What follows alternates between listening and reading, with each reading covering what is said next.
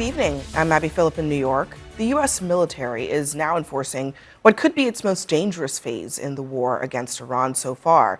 That is, blocking all traffic entering and leaving Iranian ports in an effort to reopen the Strait of Hormuz. At least 15 naval ships are now in the region as Trump threatens to eliminate any Iranian vessel that comes close to the blockade. The operation began after 21 hours of peace talks between the U.S. and Iran collapsed over this weekend. And the main sticking points were that the White House says Iran refused to forego its nuclear ambition. Sources tell CNN that there are discussions for a second round of in-person talks before the two-week ceasefire expires next week. Vice President J.D. Vance says that whether those talks happen, though, is up to Iran. We must have their conclusive commitment to not develop a nuclear weapon. And I think that if the Iranians are willing to meet us there, then this can be a very, very good deal for both countries. If they're not willing to meet us there, that's up to them. That's their decision. And really, the ball is very much in their court. In the meantime, with no deal in hand, the future of this war remains an open question as Trump goes back and forth and back on the Strait. They should come and they should help us protect it. You know, we don't use the Strait. We don't, the United States, we don't need it. They have to open it up. They have to open up the Strait of Hormuz. What happens to the Strait, we're not going to have anything to do with it. When this conflict is over, the Strait will open up naturally. Are you willing to make a deal that does not include reopening the Strait of Hormuz, or is that now a top priority? I would say it's a very big priority. May have been a big priority for the president leading up to the talks, but it sounds like the talks this weekend were centered on what they always are centered on, which is whether Iran's going to have a nuclear weapon. The Times is reporting that Iran said that they would suspend uranium enrichment for up to 5 years, but the Trump administration rejected that offer. They insisted on a 20-year window. CNN is reporting as well that 20-year window. Margaret, does this sound like a negotiation that would result in a permanent taking off the table of nuclear weapons? I don't think so. I'm a little bit pessimistic that we can get to that. I think that we had as close as we could get in the JCPOA a few years ago, and I think any rational actor would say, forget about Iran, forget about geopolitics. Anybody making a deal with somebody else would say, why would I cut a deal with you? You just ripped up the one we worked so hard to do in the past. So I think that it makes sense that it's going to be more difficult.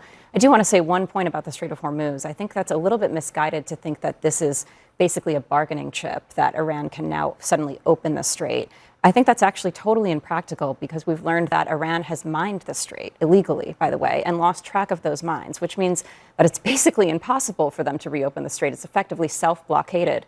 We can blockade Iranian ports, but that only does so much when you have to get through the Strait of Hormuz geographically to begin with. So that's going to require a multinational coalition to actually demine the strait. Yeah, the risk is there regardless, Noah. I mean, there is obviously some mining in the strait, not nearly the degree to which we anticipated that there would in wargaming in this and in 1987-88 when they did. And their channels are in use. They're not mining their own traffic channels. So what happened over the weekend was, as these negotiations were ongoing, the United States introduced 2 Arleigh Burke-class destroyers, clearing out their own strait, according to Brad Cooper at CENTCOM, introducing underwater drones to clear out these mines. So they're engaging, while the ceasefire is ongoing, in threat-clearing operations.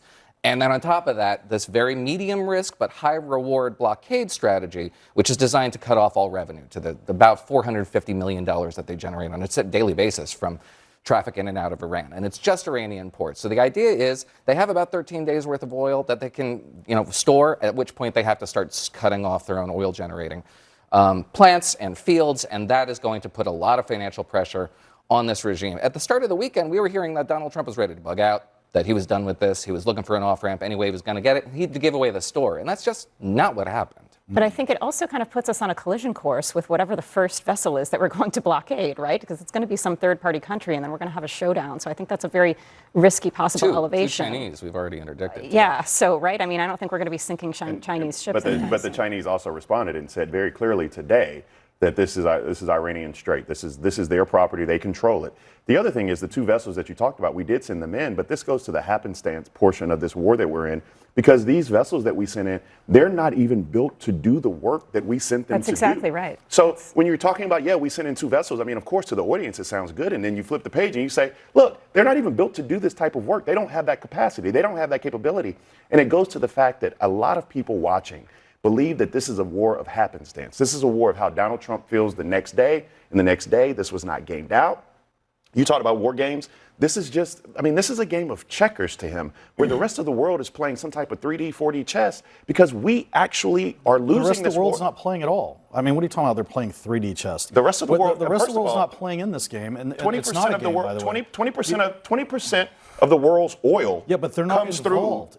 You're saying they're playing 3D chess. They're not involved in what's happening. Yeah, what do you mean by that? Because first of all, you do understand that sometimes when people decide not to get engaged in a war, that is an action. No. Acquiescence is an act. They don't have the ability to get engaged. So let's just wait one second. One second. Europe doesn't have a military. But did you not? Let me ask a question. Did Donald Trump? One second. Because you're beating me up on this point. 1 second. Did Donald Trump ask for help on the Strait of Hormuz? And did they not say no? The rest of the world, they said, we're not engaging in that. And by taking that act, by acquiescing and saying we're not engaging in that, they are leaving the United States alone.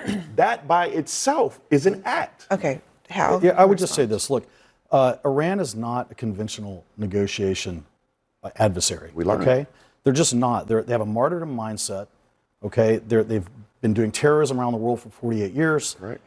They're not interested in negotiating. They're interested in stalling, because what they want to do is drag this out, play the media in the United States against the Trump administration, and hope that they can win that way.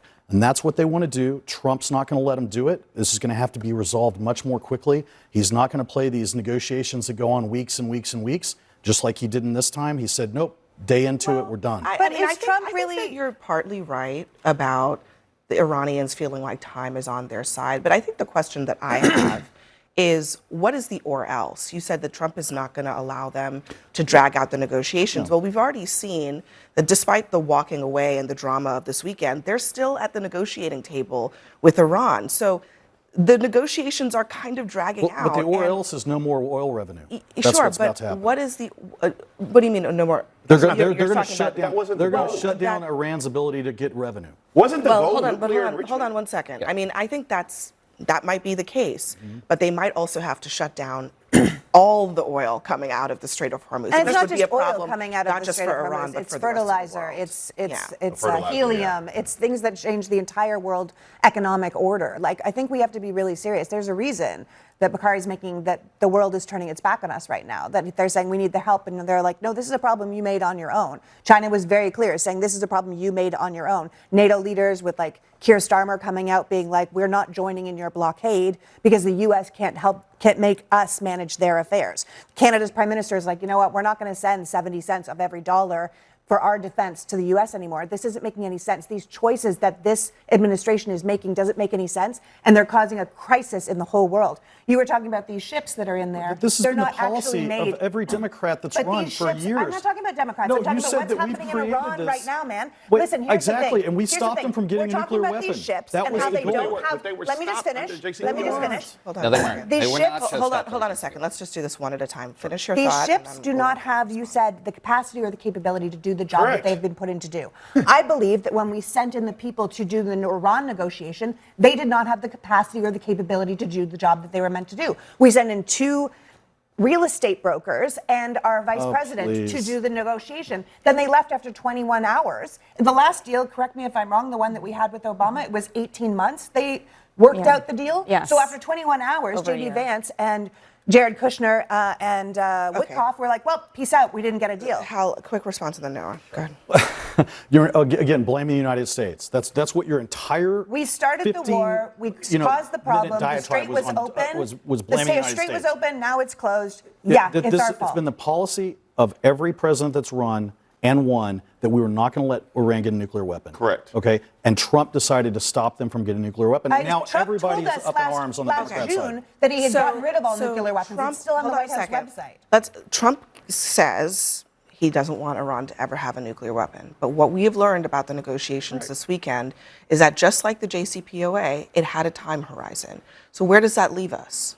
Well, I don't know how to evaluate those reports. And they are just reports described to us from sources inside the administration. And we've had a lot of reports from sources inside the administration that haven't panned out. It's a war, and it's not exactly clear what's going on. However, I don't think if they we do know what's retreat going on. First of all, 2 points. Hal's right unfortunately, about the British Navy. They dispatched a single destroyer to the Cyprus. It took 2 weeks to get there. They had to return it to port pretty quickly. The British Navy's pretty innervated. As much as Keir Starmer wants to posture, he does lack the assets to do this kind of operation. Second, the JCPOA allowed cascading centrifuges to exist. That's how they enrich uranium. Those are gone. What we have now are about 900 pounds of 60% enriched uranium. The idea is to squeeze them until they give it up. And they will engage in kinetic operations if Iran doesn't give up. But over the course of the ceasefire, they're hoping to. I mean, at the end of the day, I mean, I think the question that Abby asked was correct, and that was very exquisite. Thank you. But at the end of the day, one of the things that the JCPOA did, and you're smarter than this than I am, is they made sure that for 20 years Iran wasn't able to enrich nuclear weapons. For 20 years, that was a sunset period on it. Well, there were several different iterations. Several different iterations of the time. And you also had to kind of trust but verify, make sure you had inspectors go in, et cetera, et cetera, et cetera. We actually had a deal in place. Whether or not, I think all of us around the table, contrary to what Hal may want to say, all of us around the table actually agree with the underlying premise that Iran should never have access to a nuclear weapon, period. Nobody's debating that. The point I'm saying is that right now, the Trump administration tore up the JCPOA, and what the American public are seeing is that they're over there negotiating for the same things. No. Well, and there's just like an extreme lack of planning. This is the last word. Go ahead. You know, to your point, like we didn't have a backup plan. Obviously, nobody anticipated that the Strait of Hormuz was going to be what it was. And just to the points about our ships and our capabilities, we actually decommissioned an entire class of minesweepers that the U.S. Navy had that was stationed in Bahrain. And it left Bahrain months before this war started, which tells you that the Department of Defense was not properly planning for this, or we would have kept minesweepers in the Persian Gulf, but that didn't happen. So we can be non-proliferation, we can try to prevent Iran from having a nuclear weapon, but there are wrong ways to go about it, and I think there's been some wrong decisions made here. All right, we've got to leave it there. Next for us, Donald Trump says that it wasn't Jesus he was depicting, it was a doctor. Why his actions are being called blasphemous and a work of the Antichrist. Plus, the president gets into a war of words with the Pope, while Leo says that he refuses to back down against this administration. Another special guest is going to be with us at the table. We'll be right back.